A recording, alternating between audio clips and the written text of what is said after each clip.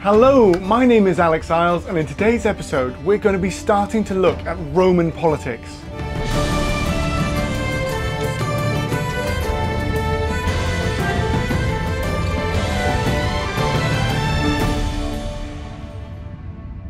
Welcome back. So this is the first episode in a new series, and this new series we're going to start looking at Roman politics. Now, in the world today, this year actually, in my country, in the United Kingdom of Great Britain and Northern Ireland, and also in the United States, there are elections. And so when we've got these elections going on, obviously politics is at the forefront of our minds. And we sometimes wonder, how did ancient peoples do politics? And it's a really interesting one, because when we look at our modern system, we're used to the idea of democracy, which is now seen as one of the leading ideologies around the world for how to rule and govern.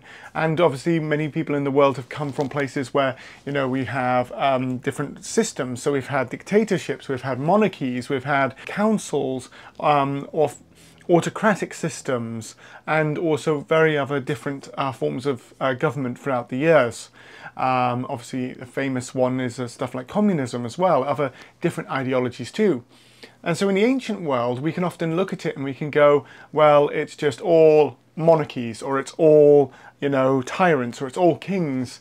But actually different ways of ruling happened at different times, and there was also different attitudes that people had towards the governments that existed at various different points. So what I wanted to do was to look at the Romans, and I'm going to start right the way back in the period of kings. Because it's hard to imagine this, because when we think of Rome, we think of maybe emperors, maybe the Roman Republic or something like that.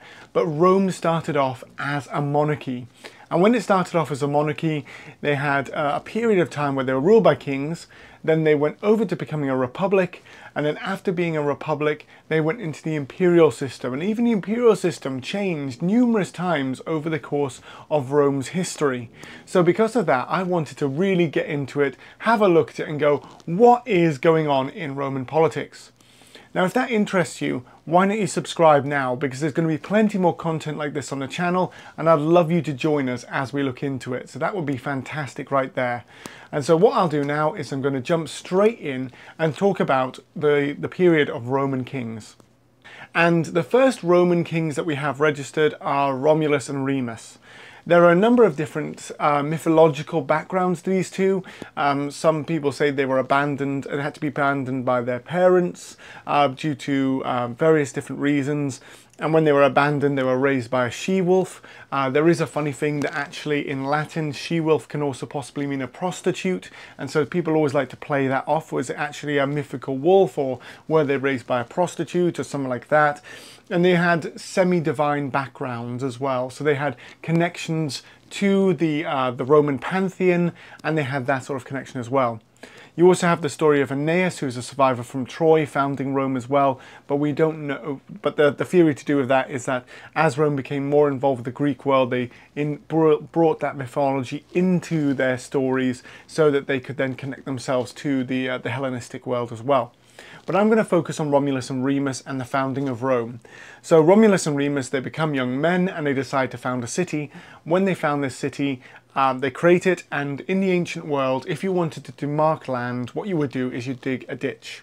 And when you dug a ditch, you would dig a ditch around a settlement, and that would demarc where the settlement started and ended. And from then on, well, throughout world history, ditches or walls have signified where an urban space begins and ends. So the brothers were doing that, and Romulus had founded his city and named it after himself. He had Rome. Remus just didn't want to get on board. There was a lot of arguments between the brothers, and Remus decided to mock Romulus by jumping over the ditch. And by jumping over the ditch, he was basically going, "Na na na na na, your boundaries mean nothing, your city is nothing, you are nothing," and just basically winding his brother up. Obviously Romulus then kills Remus, because that's the way you solve your problems, isn't it? But anyway, Romulus kills Remus, and then from there the city becomes named after him, and they start gathering together people who have been various numbers of other people around. So a lot of men who are bandits who are criminals who've been kicked out of other places, and other sort of legitimate peoples from the Italic tribes, the Etruscans and other people who come together and form around Romulus. And when they form around Romulus, they obviously don't have any wives, so they raid the Sabines, capture women from the Sabines, and then starting to create early Rome. What happens then is whether or not Romulus and Remus is mythological or is actually a true series of events that actually occurred will never be too clear. But whatever happens next is you start getting the early time of kings. And when we think of kings, often our mind is focused upon medieval kingship, which had by that time become from father to son or father to eldest child, because we do sometimes have cases where obviously women would inherit, and various different cases like that. What we generally see is the idea of the monarch passing on the kingdom to the eldest child. But Roman monarchy was different, and that's what makes it really interesting for me, because when I was researching this I presumed it was just sort of hereditary, and it was just like different dynasties of the early 7 kings of Rome. But what we actually find is that they were elected monarchs, not hereditary. Now this is really interesting straight away for me, because even though they were for life, they lived as kings for an entire life, they were elected officials into that role. They were elected for their lifetimes as kings. And this is where we see the Roman Senate operating, because originally the Senate was 100 men from the old powerful families of Rome. And when you have these 100 men, they were basically an advisory council or an eldership council to the actual kings. And they would advise the kings and steer the kings to help them to go forwards until a king died. And then one member of the Senate would become the interrex, so between kings. And they had 5 days after the death of the king to pick a new candidate, present that candidate to the Senate. The candidate would then be quizzed by the Senate and asked a lot of questions to see if they were suitable. Then they would be presented to the people, and the people would have a yes or no vote as to if they wanted this person as their king. And then they would be presented to the religious leaders, who then would basically appeal to the gods and say, is this a yes or a no? And then they would say, go forwards from there onwards, and become king, rubber stamped by the gods, by the people, and chosen by the Senate. So again, a really, really interesting system.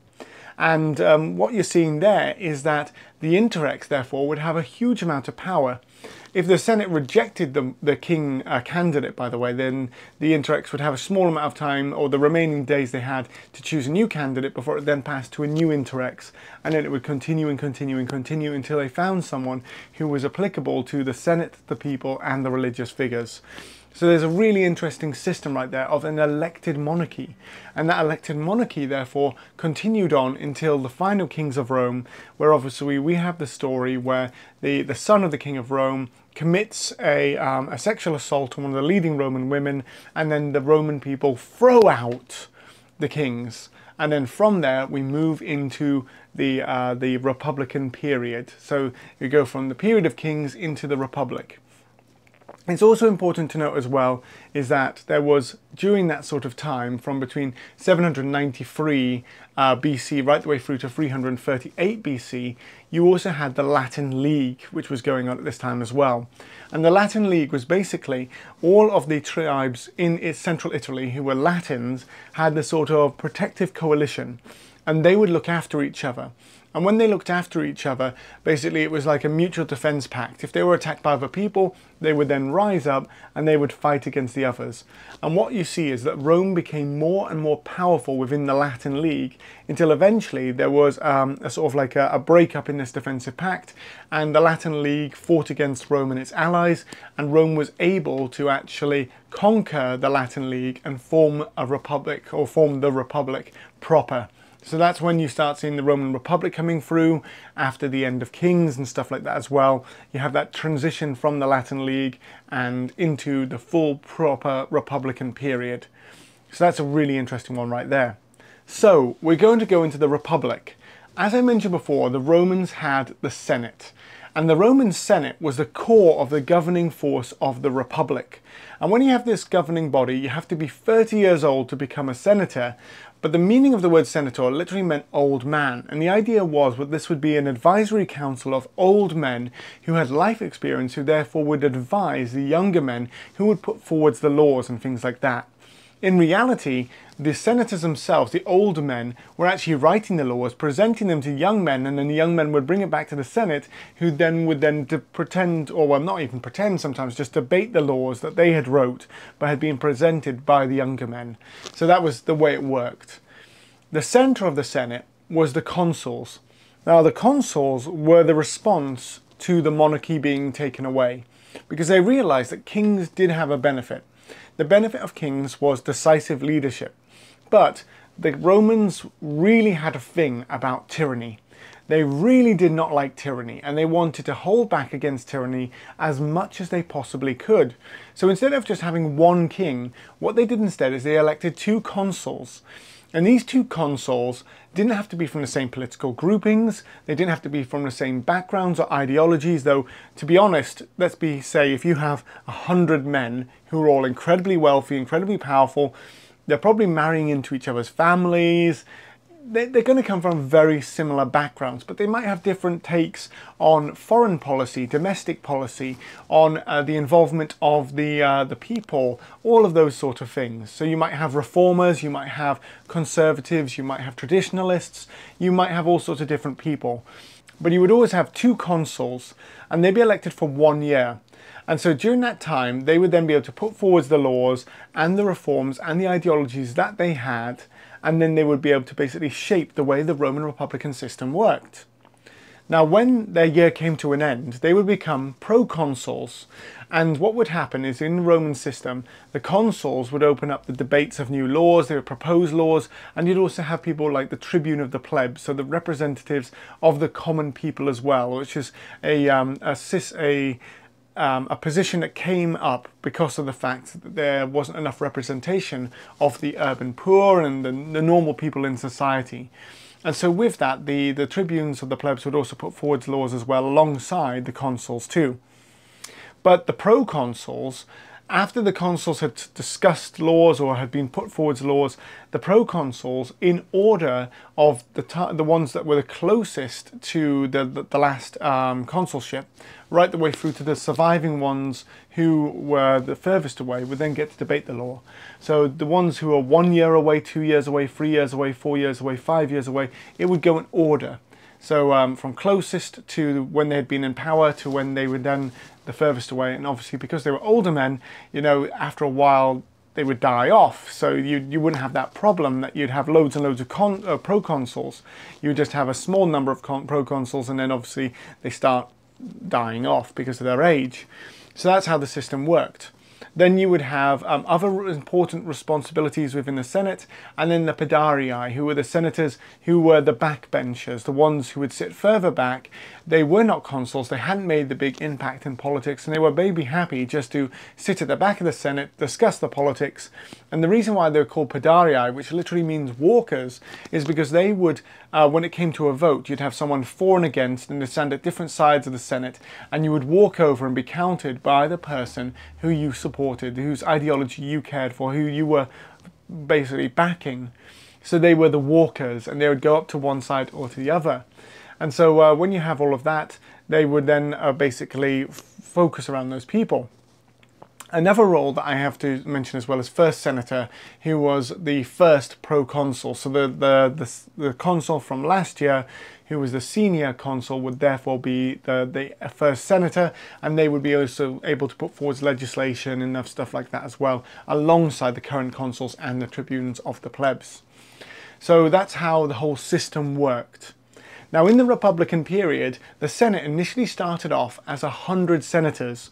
But because of conflict within the Roman system, where there wasn't enough representation, and alongside that as well, there were not enough representation for the poor and other members in society, the Senate increased to 300 individuals under the Gracchi brothers. And the Gracchi brothers were 2 reformers of the Republican system. They had been raised by their mother, who basically put them under such pressure. if there's any American viewers, if you can think of the Kennedy family and the way that they were shaped by their family to go into politics.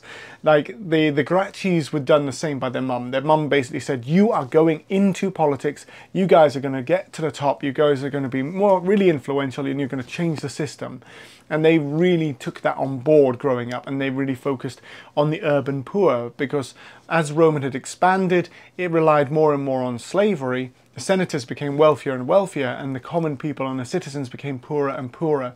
So because of that, the Gracchis were reformers, and they did get some good reforms through. Unfortunately, they upset a lot of senators, and the senators then hunted them down and stabbed them to death, because again, that's the way you resolve politics, isn't it? You kill your political opponents. Moving on then, you then go further through the Republican system and you get to Sulla. And Sulla was a consul, and then later on was a dictator, and he increased the Senate up to 900 individuals. And then following on from that, slightly further on, you have Julius Caesar. And Julius Caesar increased it to 1,000 senators. After his assassination, and when his adopted son Octavian became Augustus, he reduced it down to 600, and it stayed 600 pretty much through the rest of the imperial period. But you can see, because of the pressures on the Republican system, the size of the control of the Republic and the more of the area that the Roman Republic controlled, you had to have more senators to represent more people, to therefore be able to rule and govern this larger and larger state that was being created by Roman expansionism. So it's a really interesting one to follow right there. So the consuls were supposed to be advised by the Senate, and then following on from that, that would basically create legislation and mean that the Roman system worked well. But there were times when consuls were not decisive enough. And the reason why they weren't decisive enough is because sometimes there would be crises. And when you have these crises, this is where the new title of dictator came along. Now, when I say dictator, your mind probably goes to people like Hitler, Stalin, other characters like that, dictators throughout possibly Western history. But a Roman dictator was slightly different. The Romans recognized that the republican system had a flaw, that because you had lots of senators with the consuls and the proconsuls at the center of the system, that meant you would debate, you would put forward ideas, and it could be slow because it would take a long time to get everyone to agree to basically to put forward a law and to make decisive action. And sometimes in warfare and other things like that, you couldn't have a single, you couldn't have two consuls who would agree on everything. So because of that, they came up with the concept of a dictator. And the dictator would have power, total power, over the Roman Republic for 6 months. And the idea was that power would be vested into the hands of this single individual, and this single individual therefore be able to steer the Roman Republic through the system and come out the other side. Unfortunately, that system would later be abused. And we can see this from the fact that generals and politicians like Sulla were eventually able to become dictator for over a year. He eventually handed back the position and retired. But later on, Julius Caesar used the model of the fact that Sulla had been able to be dictator for longer than 6 months to be elected dictator for life. And then from the moment Caesar did that, that basically set up the precedent that would result in the Roman emperors. So you can see that the Republic had its serious problems. On top of that as well, I've touched on it lightly, but what was happening is as Rome got involved in wars further and further away from the core of Italy, what happened was the army initially was of citizen volunteers who served out of an obligation to the Republic, to Rome. And when you're fighting in Italy and you're away for a few weeks, that's fine. But when you're fighting in Carthage and you're away for a decade or longer, and you're fighting away in a foreign country, and you're a young man and all you've ever known is warfare, and then suddenly at the end of that, when you've finished all of this warfare that you've come through, you come back home, you've got the spoils of war, but you don't know how to run a farm. And citizens had to be of a certain wealth. They had to have, land and be of a certain wealth, and basically had to buy their own weapons and equipment. They'd fight away and then they'd come home. So if you fought away for 10, 20 years and you come back home and you don't know how to farm, you waste your money away because, you know, you don't know how to do financial management or stuff like that. And then when you waste your money away, suddenly you have no money left. You have to sell your farm, probably to a senator or a wealthy landowner. When you sell it to them, you go into the city and you become the urban poor. And when you become the urban poor, you don't stop being a citizen, but you have to rely on the enone, a bread dole that was given out once a week that would give you enough grain to feed 2 adults. So you're entirely reliant on the state now to basically support you. And these citizens became more and more angry, more and more frustrated, and they started relying on radical tribunes of the plebs and people like that to represent them. And those radical populists became people like Julius Caesar, who therefore would be able to control and shape the Roman Republic towards the eventual imperial system, the dictatorship that Caesar was able to take over. And I mean in the sense of a modern dictatorship, because of the fact of these problems that were set in place by the Republic. So it's a fascinating, fascinating period, and it's an amazing one just to see how it went from being a tribal advisory board, the Senate, to the kings, right the way through to the point where it became subservient to dictators who were supposed to save them from the crises that would hit the Roman system. So that's a really, really amazing transformation, so we can see the movement right the way through. I also want to touch upon the Roman provinces system. Now, the provinces system was also really interesting under the Republic because they were governed initially by generals. So as they went out and conquered land, the generals would govern them, and that basically meant there was large-scale corruption. And the governors would basically control over these towns, and the towns would have trade routes and beneficial trade systems back to Rome. So when you had these beneficial trade systems back to Rome, Rome would become wealthier and more powerful from the control of the land that had been gained. And they came up with something called the Lex Provinciae. So later on in the Roman Republican period, the generals would go out and they would conquer land. And as they conquered land, what would happen is the generals, when they came back, would then basically turn to the senators and go, all right, here are the boundaries of lands that would make good provinces.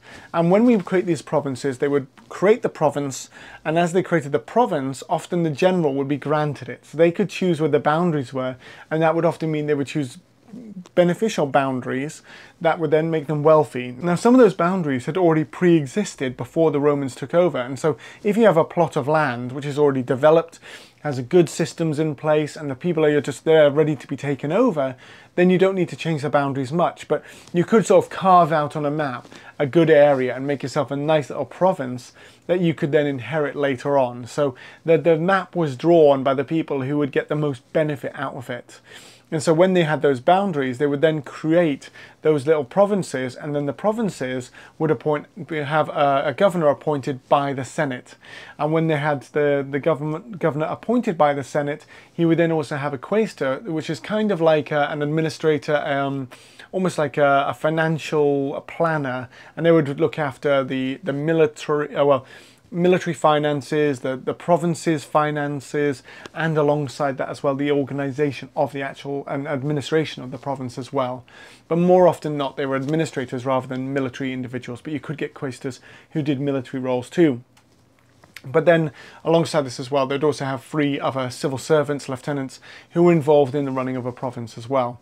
But often you'd find that many of these provinces would end up being proconsul provinces, so the consuls, after they had finished, would go out and then they'd have a province and they'd be able to administer it for Rome, also milk off that wealth and that sort of power that they would have back from the Roman system. So that really explains the Republican period, how Rome went from a period of kings right the way through to becoming the start of the Roman Republic that we would recognise when we're looking at stuff like at the time of Julius Caesar and all of that sort of, the leaders before then.